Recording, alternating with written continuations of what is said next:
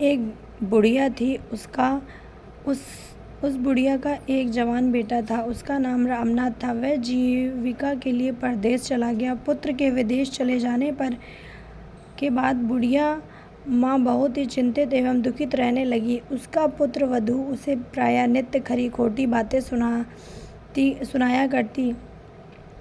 इसलिए बुढ़िया प्रतिदिन अत्यंत चिंतित और उदास भाव से घर के बाहर स्थित एक कुएं की जगत पर बैठकर रोया करती थी। बुढ़िया का यह क्रम लगातार चलता रहा। एक दिन उस बुढ़िया ने दिए की माँ नामक एक स्त्री निकली और बुढ़िया से पूछा, ओ बुढ़िया माँ, तुम इस तरह से बैठकर रोती रहती हो, तुम्हें किस बात का दुख है? तुम अपना दुख मुझसे कहो, मैं तुम्हारे दुख को दूर करने का भरसक प्रयत्न करूंगी। बुढ़िया ने उस स्त्री से ऐसे प्रश्न सुनकर भी उसका कोई उत्तर नहीं दिया और उसी तरह बैठकर रोती रही। दिए की माँ द्वारा बार बार एक ही प्रश्न दोहराए जाने पर बुढ़िया झुलझुला उठी। उस बुढ़िया ने दिए की माँ से कहा, तुम मुझसे बारंबार ऐसा क्यों पूछ रही हो? क्या सचमुच ही तुम मेरे दुख का दूर कर सकोगी? बुढ़िया की बात सुनकर दिए की माँ ने उत्तर दिया, मैं अवश्य तुम्हारे दुखों को दूर करने का प्रयत्न करूंगी। बुढ़िया ने दिए की माँ का ऐसा आश्वासन पाकर कहा, मेरा बेटा कमाने के विचार से परदेश चला गया है। उसके अनुपस्थिति के कारण मेरी बहू मुझे हमेशा बुरा भला कहकर सताती रहती है। मेरे दुख का यही एकमात्र कारण है। बुढ़िया की बात सुनकर दिए की माँ ने उसे कहा, यहाँ वन में एक संकटा माता निवास करती हैं। तुम अपना दुख उन्हें सुनाकर कष्ट से छुटकारा पाने के लिए विनती करो। वे बहुत ही कृपालु हैं। उन्हें दुखियों से बहुत ही अधिक सहानुभूति है। वे निसंतानों को संतानवान, निर्धनों को धनवान, निर्बलों को बलवान और अभागों को भाग्यवान बनाती हैं। उनकी कृपा से सौभाग्यवती स्त्रियों का सौभाग्य अचल हो जाता है। कुंवारी कन्याओं को उन्हें अपने इच्छित वर की प्राप्ति होती है। रोगी अपने रोग से मुक्त हो जाता है। इसके अतिरिक्त और भी जो मनोवांछित फल हों, उन सभी को वह पूरा करती हैं। इसमें कोई भी संदेह नहीं है। दिए की माँ से ऐसी विलक्षण बात सुनकर बुढ़िया संकटा जी के पास गई और उनके चरणों में गिरकर साष्टांग दंडवत करके विलाप करने लगी। संकटा जी ने दयार्द होकर बुढ़िया से कहा, बुढ़िया माँ, तुम किस दुख के कारण बार बार रोती रहती हो? बुढ़िया ने कहा, हे माता, आप तो सब जानती हैं, आपसे कुछ भी छुपा नहीं है। आप मेरे दुख को दूर कर दें तो आपकी करुणा गाथा आपको सुनाऊं। बुढ़िया की बात सुनकर संकटा जी ने कहा, तुम पहले मुझे अपना दुख बताओ। दुखियों का दुख दूर करना ही मेरा काम है। संकटा जी के ऐसे कहने से बुढ़िया ने कहा, मेरा लड़का परदेश चला गया है। उसके घर में ना रहने से मेरी बहू मुझे तरह तरह की बातें सुनाती है। उनकी बातें सहन करने के योग्य नहीं हूँ। इसी कष्ट के कारण विवश होकर बार बार रोया करती हूँ। बुढ़िया की इस दर्द भरी गाथा सुनकर माता संकटा ने कहा, तुम घर जाकर मेरी मनौती मान लो। हे संकटा माता, यदि मेरा लड़का सकुशल घर वापस आ जाएगा तो मैं पूजा करूंगी और सुहागन स्त्रियों को आमंत्रित करके उन्हें भोजन कराऊंगी। संकटा माता के कथा अनुसार उस बुढ़िया ने घर आकर लड्डू बनाए, परंतु विचित्र बात यह थी, जब भी वह बुढ़िया 7 लड्डू बनाती थी तो 7 की जगह पर 1 लड्डू और बन जाता था, 8 लड्डू बन जाते थे। इस कारण बुढ़िया बहुत ही अचंभे में पड़ गई कि ऐसा किस कारण से हो रहा है। कहीं मेरी गलती से कोई भूल तो नहीं हो रही है, अथवा अपने आप 8 लड्डू बन जा रहे हैं, इसका क्या कारण है? इसी समय वृद्ध स्त्री के वेश में संकटा माता वहाँ प्रकट हुई। बुढ़िया से कहा, क्यों बुढ़िया, आज तुम्हारे यहाँ कोई उत्सव है क्या? सुनकर बुढ़िया ने कहा, हाँ, आज मेरे यहाँ संकटा माता की सुहागन स्त्रियों को भोजन कराने का निमंत्रण है, किंतु जब गिनकर 7 लड्डू बनाती हूँ तो वह लड्डू 8 बन जाते हैं। मैं इस बात को समझ नहीं पा रही हूँ और चिंता में पड़ गई हूँ। बुढ़िया की बात पर संकटा जी ने कहा, क्या तुमने किसी बुढ़िया स्त्री को निमंत्रण दिया है? बुढ़िया माता ने कहा, नहीं, मैंने तो किसी को नहीं बुलाया, परंतु तुम हो कौन? संकटा जी ने कहा, मैं बुढ़िया हूँ।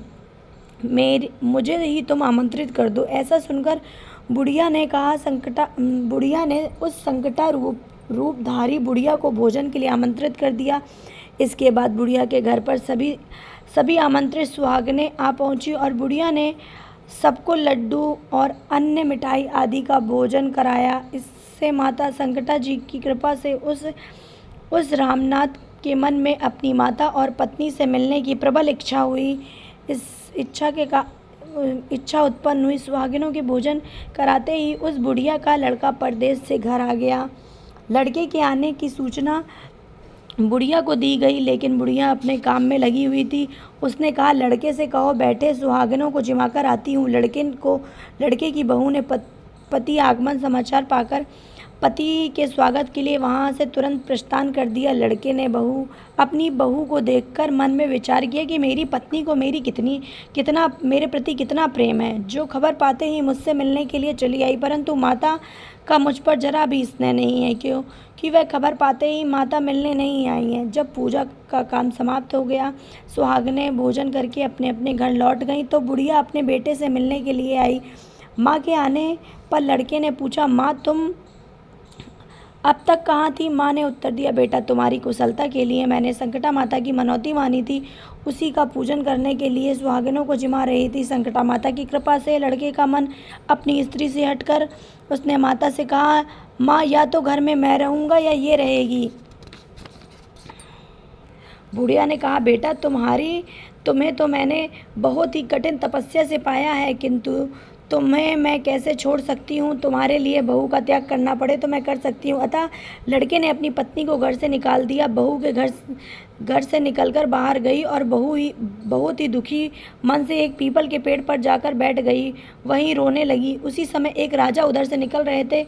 उस स्त्री को रोते देखकर राजा ने कहा, तुम यहाँ क्यों रो रही हो? उसने अपनी सारी बात राजा को बताई। राजा ने कहा, आज से तुम मेरी धर्म बहन हो, इसलिए तुम रो मत, पेड़ से नीचे उतर आओ, मैं तुम्हें अपनी सभी संकटों को दूर करने का संभव प्रयत्न करूंगा। राजा के मुख से ऐसी बात सुनकर वह स्त्री पेड़ के नीचे उतर आई और राजा के साथ साथ उसके महल को चली गई।